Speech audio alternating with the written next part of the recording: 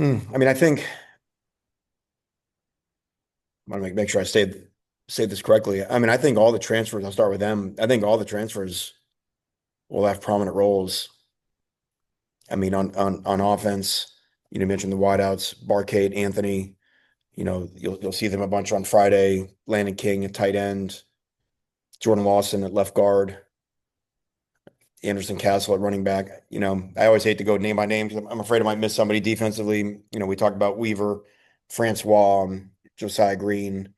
Um, yeah, I mean, I think we feel like we've hit on the entire transfer class, which is really encouraging and says a lot about our personnel department and the job they did and our coaching staff from an evaluation standpoint. Obviously, I mentioned the quarterback. In terms of the freshmen, um, same thing. You hate to get into naming names because this is not final, but I would imagine you'll see. I mentioned at safety. Mekhi Jones, Andrew Pellicciata. I would imagine that they'll have some role as the season goes on. William Felder at star. Imagine you'll see him at the point. Gompers at tight end. Bryce Davis at defensive end. Um,